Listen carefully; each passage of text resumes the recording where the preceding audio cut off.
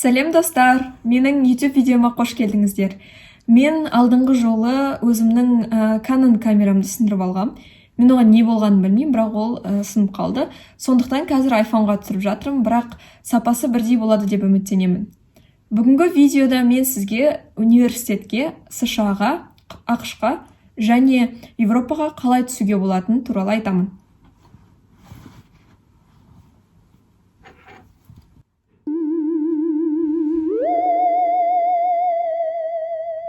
Менің сіңілім Елдана ақштағы Уильямс колледжда, Массачусетс штатында, Нью-Йорктың жанында университетке түскен болатын. Ол университетке 100% грантқа және жылына $75,000 ақша беріледі оған.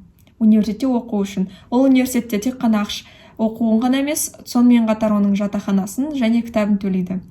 Бұндай керемет нәрсеге ие болған мен сіңіліме өте қатты қуаныштымын және ол грантты қалай ұтып алғаны жайлы қазір айтып беремін қазақша. Ең бастысы, айтарым мен қазір қазақтардың және қазақстандықтардың көптеген Гарвардқа және Люга Плющадағы университеттерге түсіп жатқанын көріп жатырмын. Бұл өте мақтанарлық. Солардың қалай түсіп жатқандарын сіздермен қазір бөлісемін. ақштағы университетке түсу басқа елдердегі университетке түсуден қарағанда әлдеқайда қиынырақ. Өзім Европада Будапештте грантта оқимын, бірақ менің университетіме түсу ақшқа түсетіндей қиын болған жоқ, өйткені менің университетімде тек қана ағылшын тілін білетін жайлы сертификат және дипломым және мотивационный эссе жазу керек болғанмын. Ал ақшта сонымен қатар экзамендар тапсырасыздар.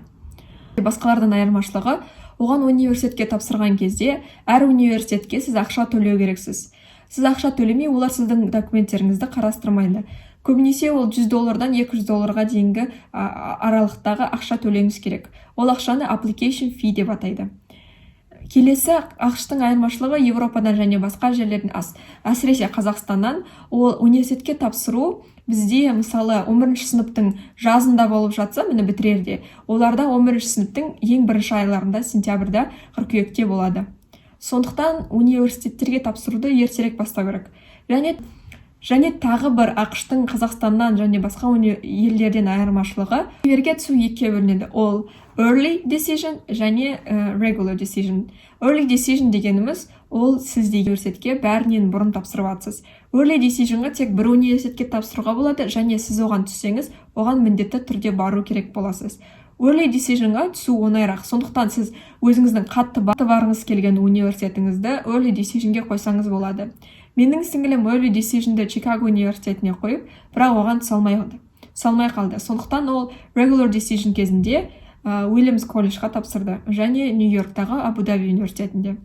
Тағы бір ақштың айырмашылығы, ақштың филиалды университеттердің бәрінде де ақшта қандай система болатын болса, тура сондай система болады. Мысалы, Абу-Дабида Нью-Йорктің университеті бар. Нью-Йоркский университет Абу-Даби деп аталады.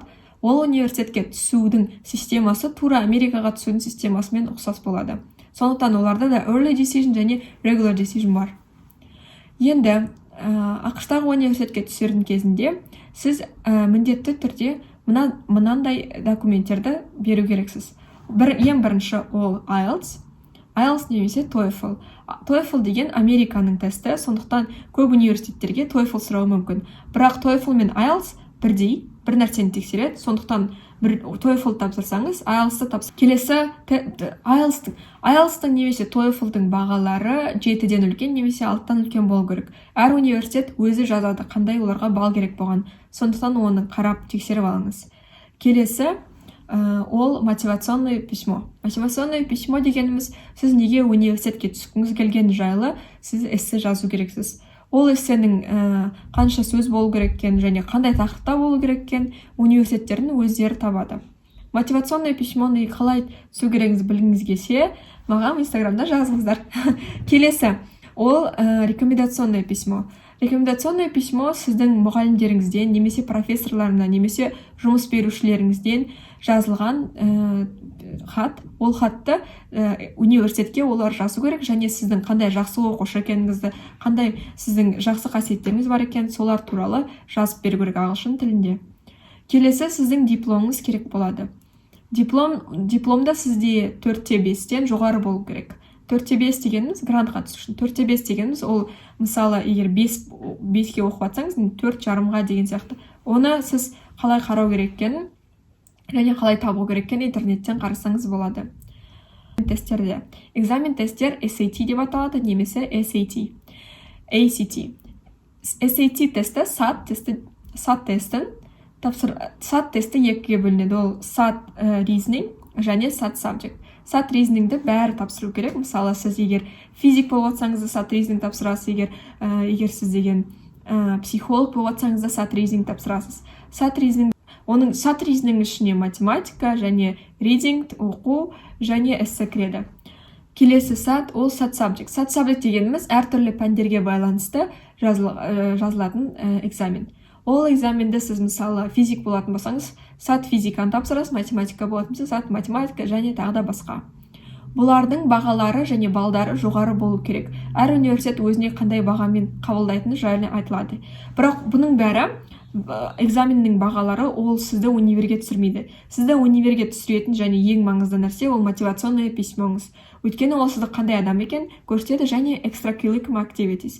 Extracurriculum activities дегеніміз ол сіз универден тығыз тағы не істегеніңіз туралы жазылған туралы айтатын документтердің тізімі. Мысалы, сіз бір жерде волонтер болсаңыз, немесе стажировкада жұмыс істесеңіз, немесе ғылыми жоба жасаңыз, немесе өзіңіздің кітап жазсаңыз, және тағы да басқа спортпен айналыссаңыз, бұның бәрі extracurriculum activityға кіреді. Бұның бәріне сіз деген грамоталарыңызды аударып, соларды тапсырасыз. Және басқа тілдерді білу және солда қосымша болып келеді. Әр университеттер тек қана өзіне ақылды оқушыларды алғысы келмейді, сонымен қатар сол университетке бір нәрсе алып келетін оқушыларды студенттердің өмірге, мысалы студенттік өмірге сол студенттің қандай қосымшалар әкелетіні, немесе студенттік өмірді қалай жаңғыртатыны туралы өзіңіз сол жаңғыртатыны туралы эссеге жазып, немесе сол extracurriculum activity арқылы көрсетсеңіз болады. Extracurriculum activityға және де олимпиадалар және әртүрлі экзамендар немесе сертификаттар да жатады. Бәрін тапсырдық, бұның бәрі өтті, универге түстік дейік. Универге бұмен түсеміз дейміз, бірақ универлер, ақш-тағы универлер өте қымбат тұрады. Мысалы, бір ақш-тағы университет $20,000 басталып, кейбірі $50,000, $70,000 дейін жетеді, $100,000 дейін. Қазір мына жақта мен сізге барлық ақш-тағы университеттерді, Гарвардтың және Уильямс колледждің, менің сіңілім оқып жатқан елдің және басқа да университеттердің бағаларын көрсетемін. Сонымен бұндай қымбат оқуға қалай ақша табамыз? ақш-та financial aid деген жұмыс істейді. Financial aid деген ол финансовый көмек. Финансовый көмек ол ата-аналары және өзіңіздің аз ақша табатыныңыз жайлы документтен берген кезде және оны универге тапсырған кезде сізге оқуға көмек береді. Менің сіңілім сондай финансовый көмекке тапсырды. Өйткені біздің ата-аналарымыздың тауып жатқан қаржысы американдық стандарттар бойынша өте төмен, сондықтан оған финансовый көмек беріледі. Кей кезде финансовый көмек 10%, 20% болуы мүмкін. Кей кезде менің сіңілімнің кезінде 100% болуы мүмкін. Финансовый эйдқа тапсыру колледж борд сайтында және сайтынан көрсеңіз болады, және Common App сайтында. Барлық Америкаға тапсыру бір сайт бойынша жүреді, ол Common App және колледж борд. Сондықтан осы сайттарды ұмытпаңыз және сол арқылы тапсырыңыздар. Америкаға тапсыру қиын емес, және мен сізге осының бәрін 10 минуттың ішінде айтып болдым. Сондықтан Америкаға түскіңіз келсе, түсіңіз. Сіздердің барларыңызға сәттілік.